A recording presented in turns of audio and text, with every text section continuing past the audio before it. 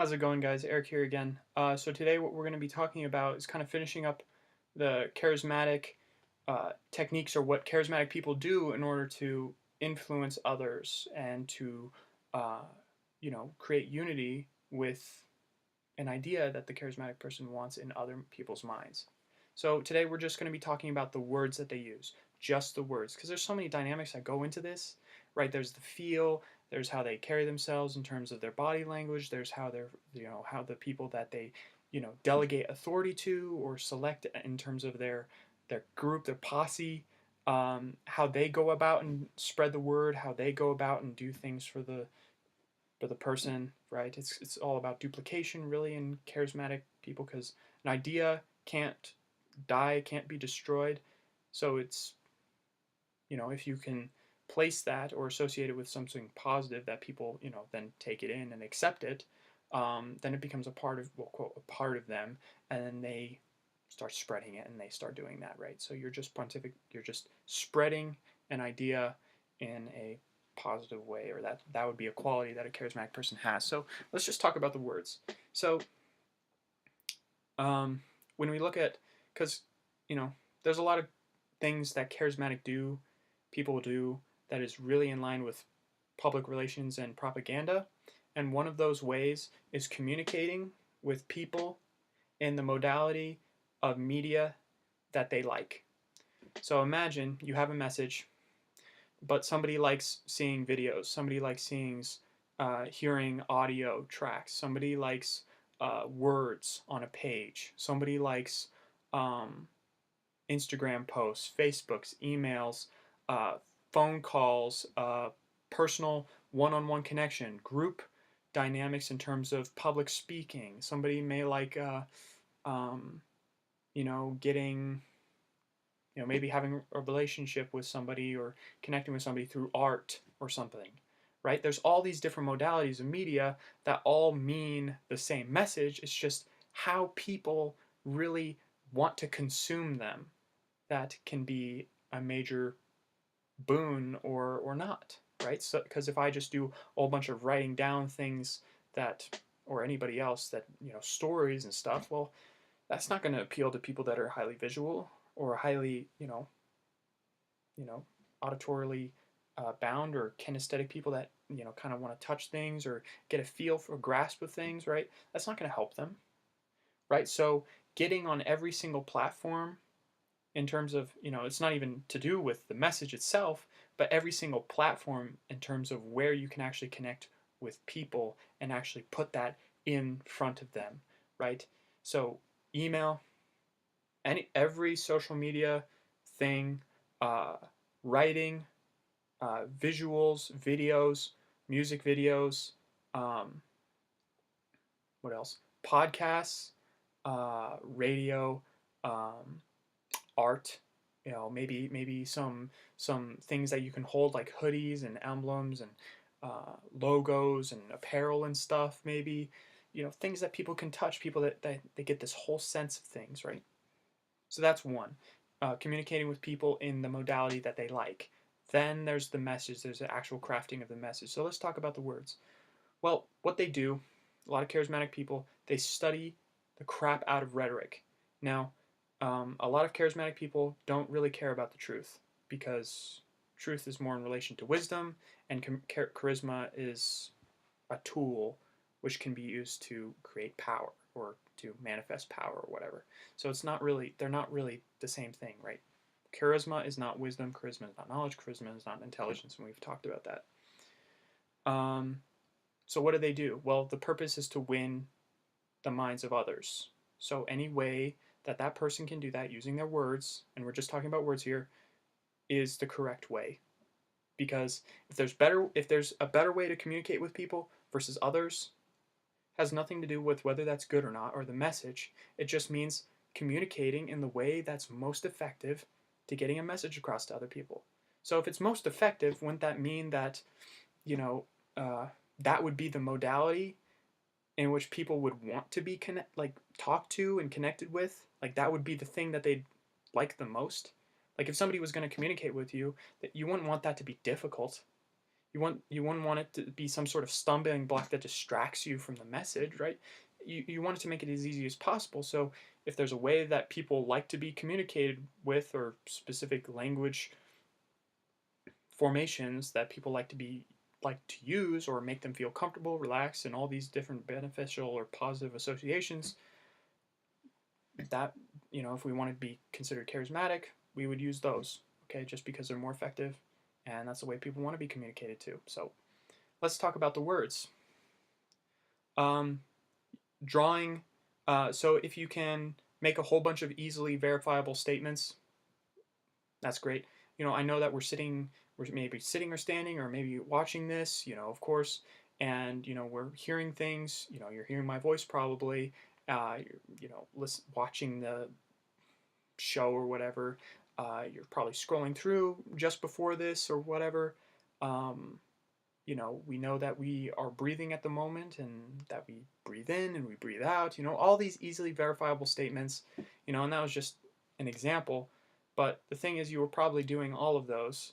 And then when I say, and because we're sitting here, there has to be a reason why we're sitting here, why you clicked on the video, in terms of listening, in terms of, getting a better understanding of charisma. Maybe there might be something here that could benefit us in the long term.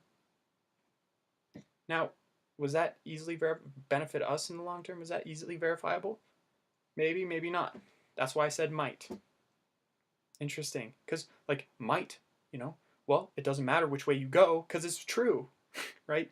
You might be feeling a certain way. Yeah, I might be. That's true. See? Right? So you're trying to make truth, truth, truth, easily verifiable statement, and then you put in your idea, and then you start. It's called pacing and leading, okay? And that's one way that they do it. Another way is that they ask questions, rhetorical questions, that are kind of similar in that way. They just guide your awareness through the various steps and logical processes using questions. So why are we here today? What brought us to this moment where we're watching this video, listening to my words, and what's in it? What's out there?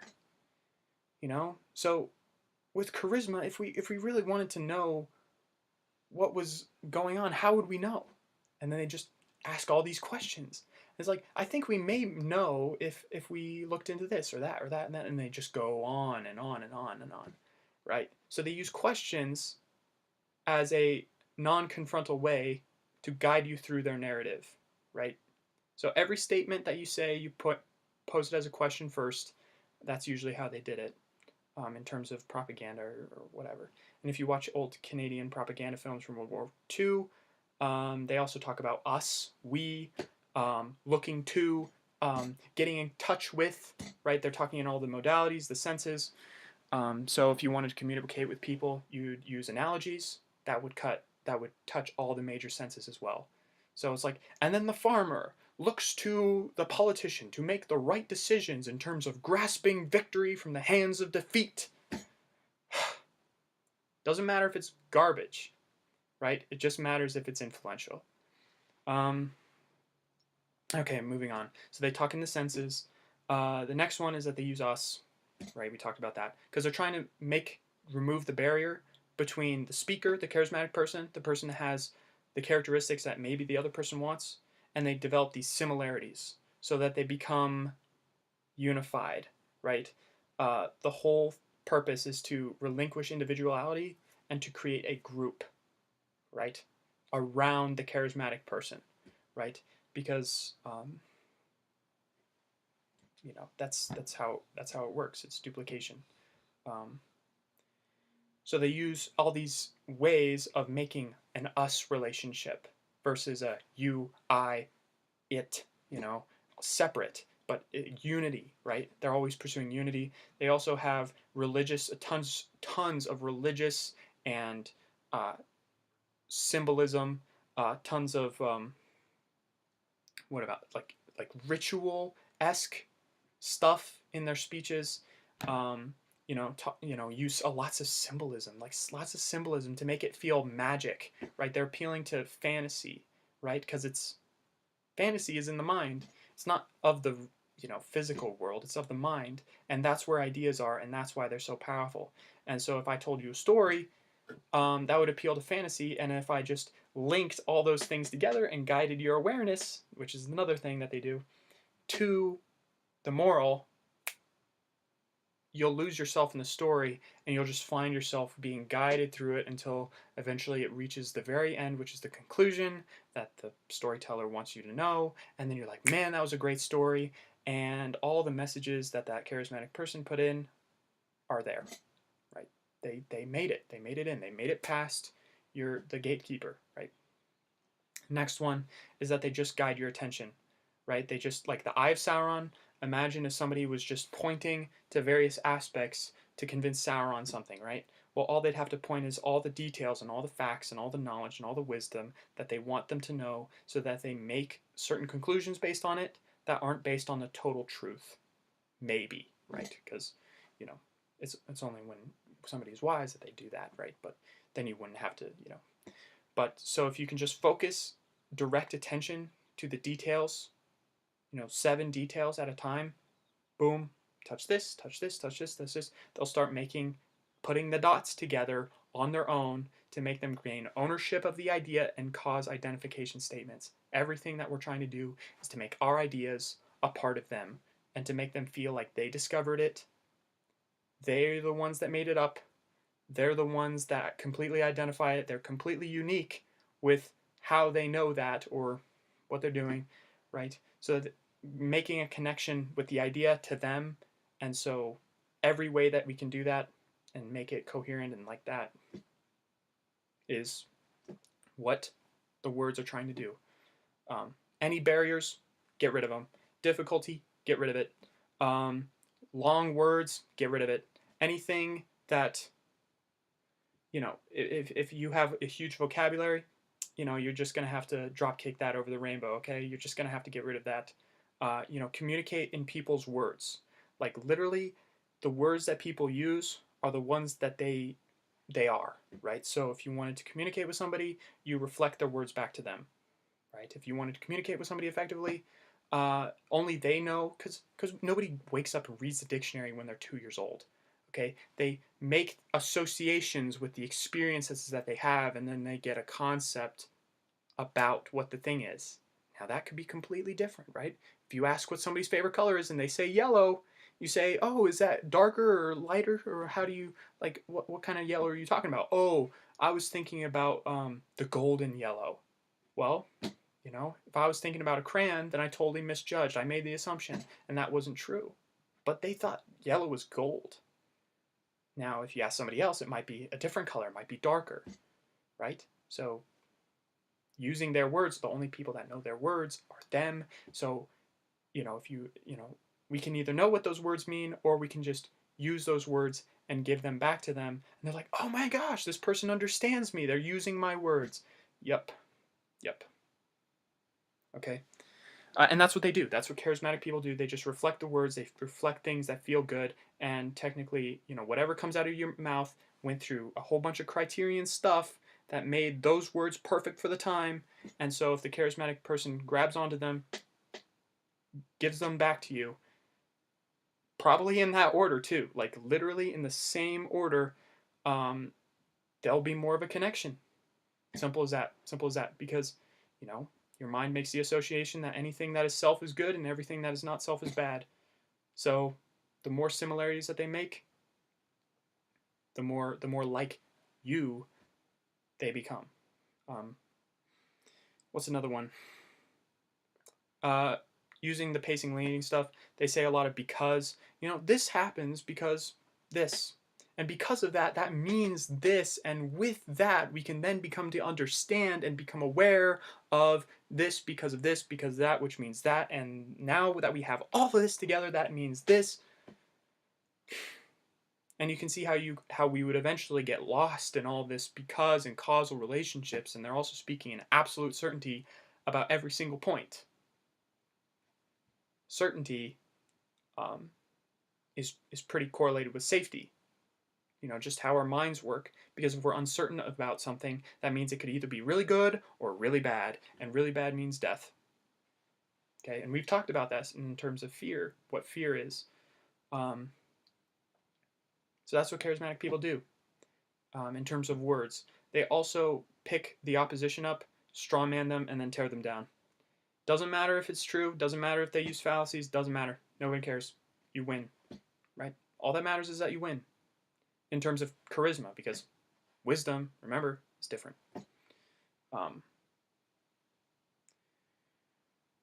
Is that it? Us, we, religious, oh, they also, no, that's something else. That's more like the group dynamic stuff. Positive affect. So they just project their emotions through their words. And those emotions are of certainty, of basically everything that we would attribute as good, like bravery, courage, um, maybe some sort of love or something like that, affection, usually using words that model parents' relationships, right? So basically they do kind of like age regressions in terms of their speech patterns or their stories. When they're telling you stories, they usually project certain archetypes that appeal to people's early childhood experiences. Okay, that also could be another way that they do stuff. And then there's also a connection. So, have you ever experienced when you thought you knew somebody, you knew somebody for a very long time, and then somebody new comes along, and it feels like you knew them forever? Well, it's because they probably, touched on your childhood, and now you're looking at their face as you're talking about their childhood, and it feels like they're experiencing, just from our subconscious thing, that they were with you during that time, and they actually know what you went through, the games you played, the people that you hung out with, uh, the stories, all that stuff. And they make that connection with you because they're trying to be like you, right? Anything that gets in the way of being the same is cut, right? Um, but there's also authenticity too. But, you know, and then also the charismatic person becomes a projection of all the things that the audience wants, right? So imagine you look at somebody you highly admire, highly respect. Well, they have qualities that we all desire and we want within ourselves. So we see ourself in them, right? That's another way that they do it. And then that also appeals to fantasy because, we're taking an idea of what we want, an idea of the qualities, and those qualities are just attributes. They're not of the intrinsic thing, right? They're just attributes. Oh, yeah, I want to be more like this. I want to be happy, and that's, a person can be sad, a person can be happy, but the person is the person no matter what. Um, yeah, so those are the kind of words that charismatic people use. And so in the next video, we'll talk about not just the person, but the group that they use these things for, to make a group around them that does it's hard to do a hard job. It's hard to do a huge job with only yourself. But if you get a huge amount of people to start doing individual tasks and work, the thing is that you can cover a huge amount of area and get a lot more done. And you can be kind of the orchestrator and arranges things because they're all your group. They're all your tribe. So we'll talk about that in the next video. So I'll see you then. Take care.